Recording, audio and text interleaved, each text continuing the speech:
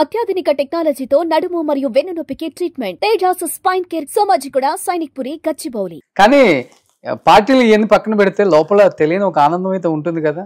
మనలో ఒకడు, మన తమ్ముడు, మన కళ్ళ ముందు తిరిగినవాడు ఈరోజు సీఎం ఉన్నాడు అంటే, కష్టపడి ఎవరైతే ఎలాంటి బ్యాక్గ్రౌండ్ లేకుండా తన కాళ్ళ మీద తాను వచ్చిన వాళ్ళని మనం ఎవరినైనా సరే అభినందించాల్సిన. కానీ దాని కెరీర్ మీరు చూసారు మీ కళ్ళతో. ఎస్, అందుకనే వాళ్ళని అభినందించాల్సిన అవసరం ఉందంటున్నా. మనిషిలో ఏదో టాలెంట్ లేకపోతే ఇందాక ఎట్లా వస్తారు ఎవరమైనా? ఇప్పుడు 99లో నేను మొదటిసారి పార్లమెంట్ సభ్యుని. చంద్రబాబు నాయుడు నాకు బీ ఫారం ఇచ్చే ముందు ఆపేసినాడు.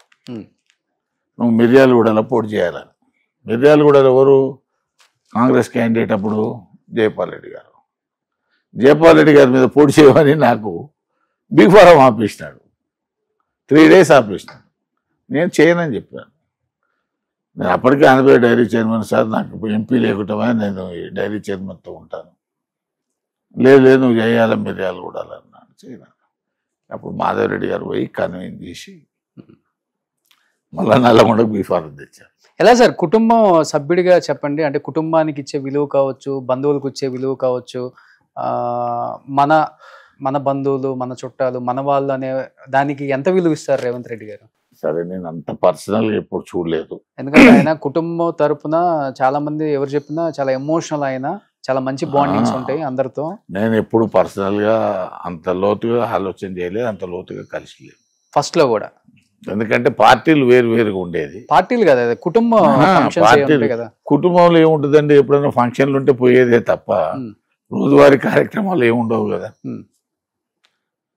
ఆయన మాత్రం ఒక అంబిషన్ పెట్టుకొని ఉన్నాడు. నేను 2009 ఎన్నికల సందర్భంగానే ఆయన వేరే వాళ్ళ మా మిత్రులతోనే భవిష్యత్తులో నేను సీఎం అవుతాను అనేటువంటి ఒక దృక్పథం ఉన్నటువంటి వ్యక్తి. ఓకే, దాంట్లో ఏమనుమానం లేదు.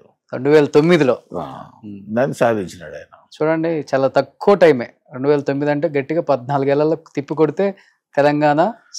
ఆయన కూడా 2023లో ముఖ్యమంత్రి అవుతాను అని అనుకున్నవాడైతే కాదు నా లెక్కలో. ఆయన 2028 టార్గెట్ అయినది. కానీ 5 ఏళ్ల ముందే వచ్చింది అవకాశం. భగవంతుడు కల్పించింది ఆయనకు. దానికి ఏం చేయలేదు. ఓకే, కానీ ఒక హ్యాపీ ఉంటుంది, ఒక కుటుంబ సభ్యుడిగా హ్యాపీ ఉంటుంది. యాక్చువల్గా మన వాళ్ళు ఎవరైనా సరే పైకి వస్తే మనం సంతోషపడాలి తప్ప ఈర్చిపడకూడదు. అతను శక్తి, అతని సామర్థ్యం, అతని పోరాటం వల్ల ఎంతవరకు వచ్చాడు. కేసీఆర్ కూడా అంతే కదా, ఎన్నో పదవులకు రాజీనామా చేసి ఫైటింగ్ చేసి తెలంగాణ వాదాని కొరకు త్యాగం చేసిన దాంట్లో ఉన్నాడు కదా. అందుకనే ఆయన 10 సంవత్సరాలు అధికార ప్రభుత్వం మరి ప్రజలు ఇచ్చారు కదా. మళ్ళీ ఈసారి బీఆర్ఎస్ అధికారంలోకి వచ్చే అవకాశం ఉందంటారా? ఇప్పుడు రేవంత్ రెడ్డి గారు దూకుడు చూస్తుంటే ఇవన్నీ కాలమాన పరిస్థితులు నిర్ణయిస్తాయి.